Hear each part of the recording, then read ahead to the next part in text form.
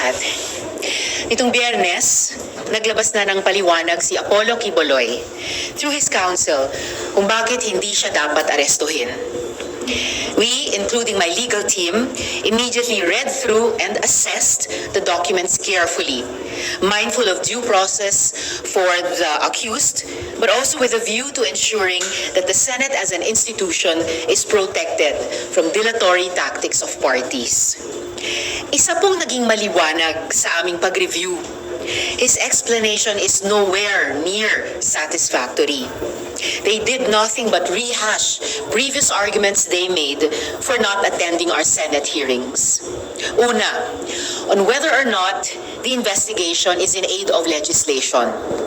Section 19 of the Senate Rules and Procedures in investigations in aid of legislation states very clearly, Section 19, privilege against self-incrimination. Quote, a witness can invoke his right against self-incrimination only when a question which tends to elicit an answer that will incriminate him is propounded to him. However, he may offer to answer any question in an executive session. No person can refuse to testify or be placed under oath or affirmation or answer questions before an incriminatory question is asked. His invocation of such right does not by itself excuse him from his duty to give testimony. Close quote.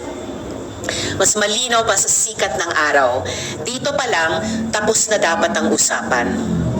Kung sumabaybay siya sa aming pagdinig, ilang beses ko din pong inulit-ulit yung mga areas for additional legislation na lumilitaw dahil sa mga palatang sa kanya. Pero uulitin ko ulit kasi medyo mahaba pa naman ang pasensya ko. The hearing surfaced potential gaps in legislation, including the question of consent in rape and sexual abuse in the context of secretive religious organizations, secretive charismatic religious organizations, the treatment of religious volunteers in labor and occupational safety laws, and liabilities for human trafficking and other capital crimes when religious freedom is invoked. Proposed Senate Resolution number 884 actually mentioned with specificity the legislative purpose of the investigation and the desired reforms in our human trafficking laws. Pangalawa, on whether or not the resolution is incriminatory and violates the due process of respondent. Again, we never claim to be the judge. Hindi po hukom ang Senado. A Senate resolution has no effect and force of law and can make no such legal determination of guilt, nor deprive anyone, including Quiboloy, of life, liberty, or property as a result of its material averments or findings. Dagdag pa, written and oral reports of legislators, including proposed Senate resolutions, in the course of our duties, are protected speech and can, by their nature, be incendiary and provocative. Pangatlo, on whether or not the proper forum to hear the controversies surrounding the respondent is a court of law. Nagrule na po ang Korte Suprema tungkol sa katulad na issue. In the 2009 case of Romero et al. Versus Estrada and Senate Committee on Labor and Employment, the Supreme Court said that despite the pendency of a criminal or administrative case, the Senate is allowed to conduct an inquiry in aid of legislation and very clearly held that, quote, the court has no authority to prohibit a Senate committee from requiring persons to appear and testify before it in connection with an inquiry in aid of legislation in accordance with its duly established rules of procedure, close quote. Duly published rules of procedure. At pang-apat, on the propriety of setting aside the contempt order. Quiboloy is already in contempt. Hindi na po mababago iyan. Nagkaroon ng objection, pinagbigyan alinsunod sa rules. Pero hindi pa rin nakabuo ng majority signatories. Kaya it is clear as day. My ruling is in motion.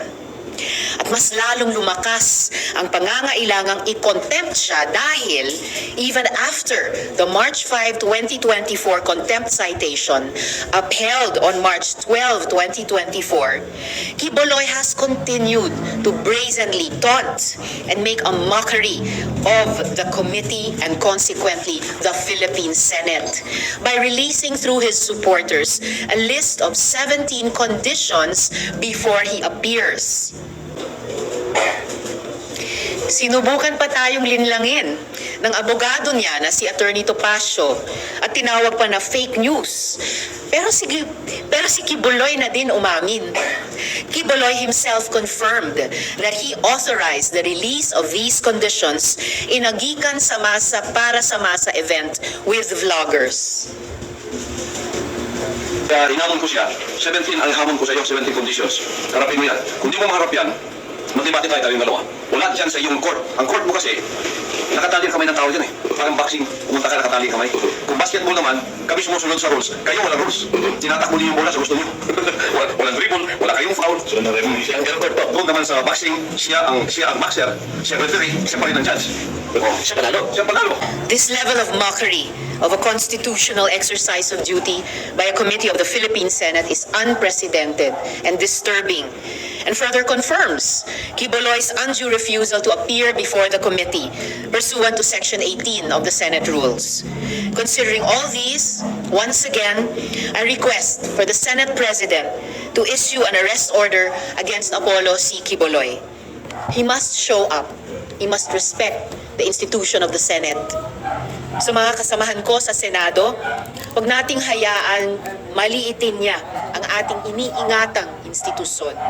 Kung hindi pa tayo manindigan sa kanyang tahasang pambabastos sa Senado, ewan ko na kung saan tayo pupulutin ito. So kasalukuyan pong pinare-receive na sa abogado ni Quiboloy itong ruling of the committee.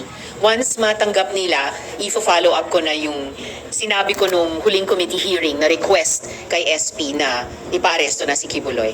Ma'am, bigyan nyo lang kami ng walkthrough.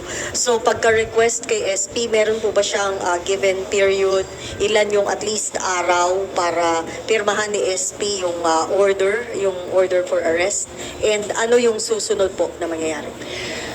I think the given period ay naglapse na, yung non-extendable period of 48 hours para sumagot si Quiboloy dun sa show cause order. So at least nagawa na niya iyon. So any minute now, the Senate President, as soon as I follow up on my request to him, as soon as matanggap ng abogado ni Quiboloy itong ruling of the committee, any minute then, pwede na pong i-issue iyon. Last na lang. Sabi ng Kamara, willing sila na ibigay sa inyo yung custody ni Quiboloy. Kayo po ba willing din kayo na dito na sa Senate?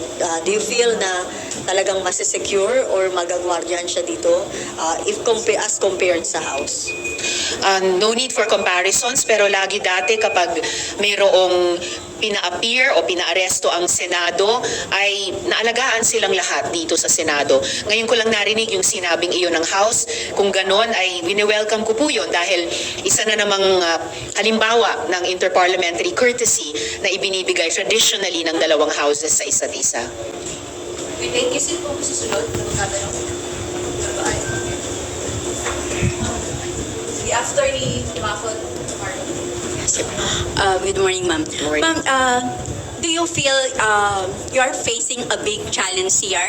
Kasi meron siyang mga kakamping senators and Quiboloy has been defiant of any order and he believes that he is above the law.